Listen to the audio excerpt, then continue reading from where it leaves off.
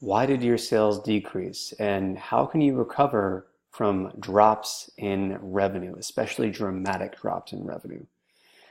Guys, my name is Matt Ackerson. As you may already know, I'm the founder of AutoGrow.co, and today I'm helping you to answer this all too important question, because in your business, you're going to go through growth cycles, and sometimes that involves revenue dropping, often just temporarily, not for an extended period of time. So the first thing you need to know is don't panic, stay calm. You want to approach this with a clear, logical, and open mind because you can fix it. You can fix it. Sales are cause and effect. All right. So the first thing that I want you to ask yourself in evaluating why your sales dropped is, was there something that you stopped doing? Was there something that you stopped doing as far as your marketing or even in the construction of how you offer your product or service?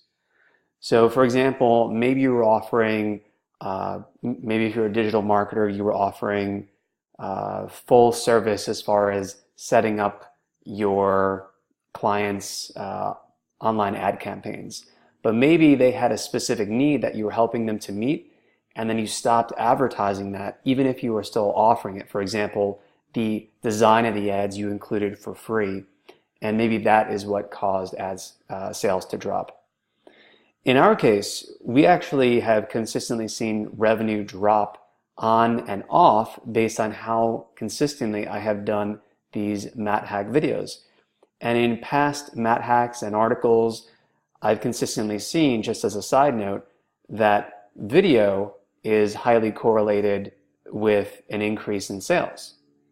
I guess there's just something, and I understand it too, because I have often bought from other people that I admire and respect because I want to learn from them.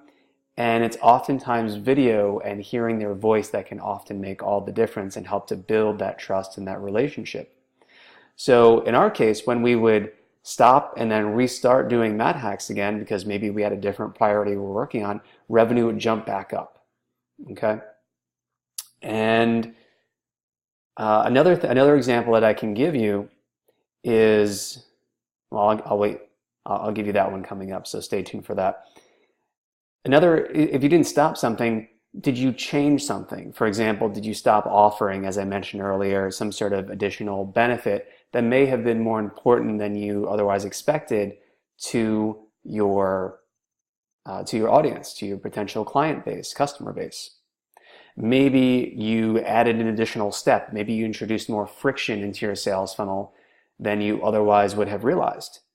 Maybe you made a mistake somewhere and there's actually a zero multiplier happening, which means anything multiplied by zero is zero, right? So maybe there's something broken in terms of your app that makes it extremely difficult or significantly more difficult for people to convert into qualified leads and sales on your website.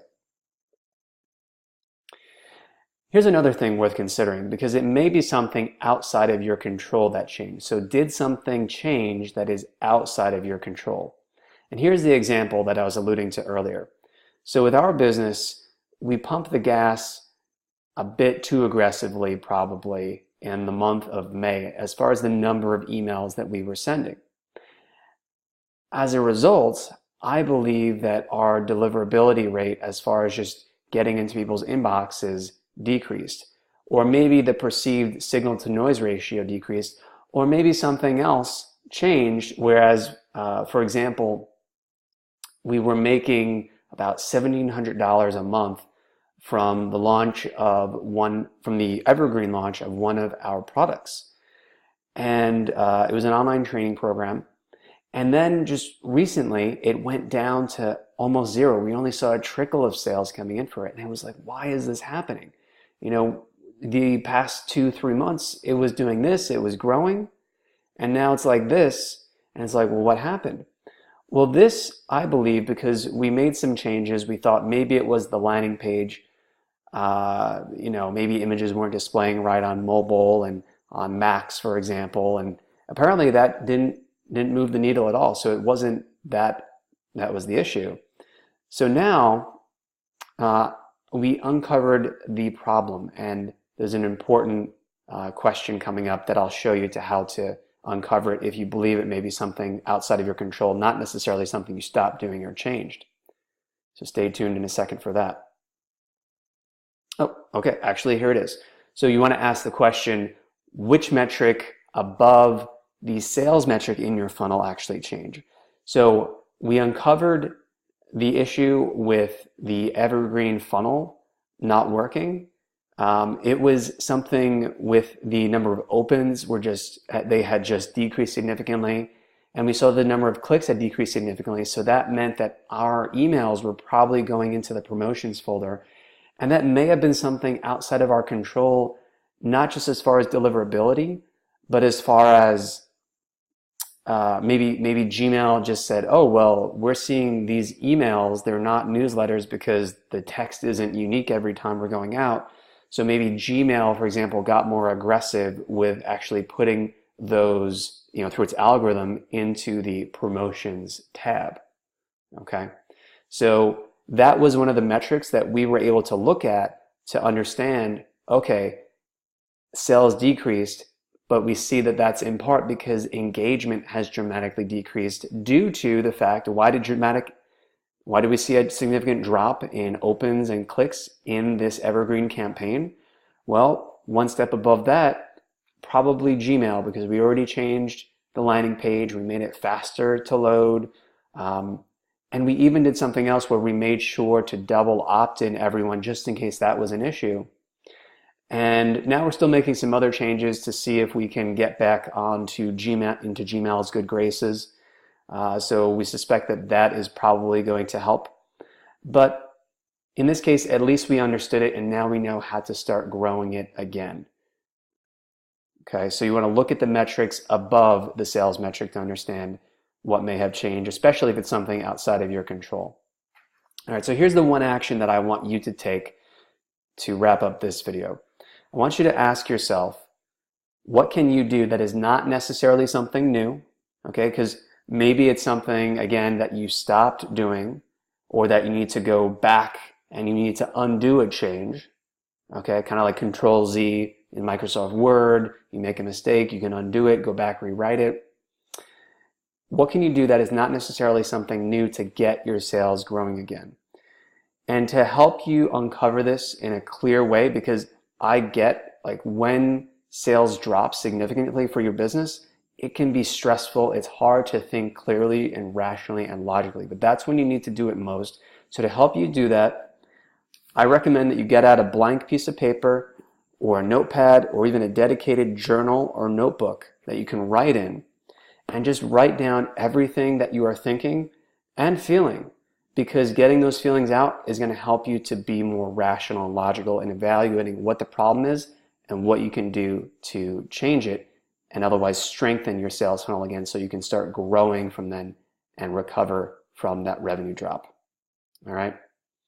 And further, when you brainstorm those changes that you can make sure to double check with yourself. Okay, is this aligned with where I want to take my business? Because maybe you made a change to how you are selling because you wanted to change, I don't know, how the business integrates with the lifestyle that you want.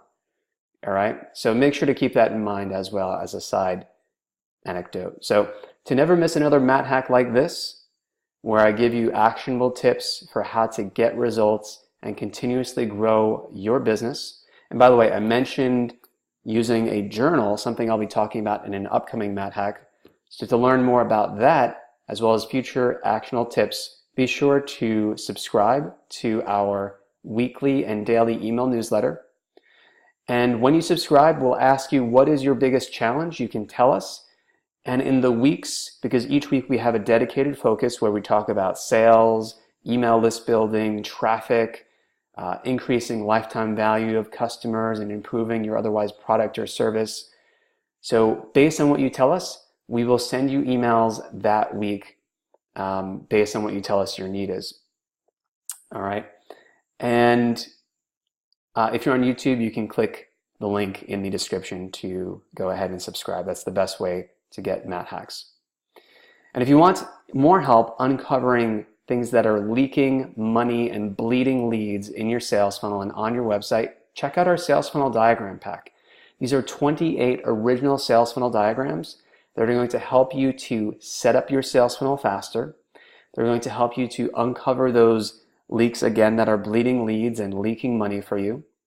They're going to inspire you by showing you what's possible, because these diagrams are taken from my study of multi-million-dollar and billion-dollar businesses. All right. I've been doing this for well over 12 years, and these are visual representations, like in this example, that just lays it all out for you, how they actually achieve a result and where they're following up with people.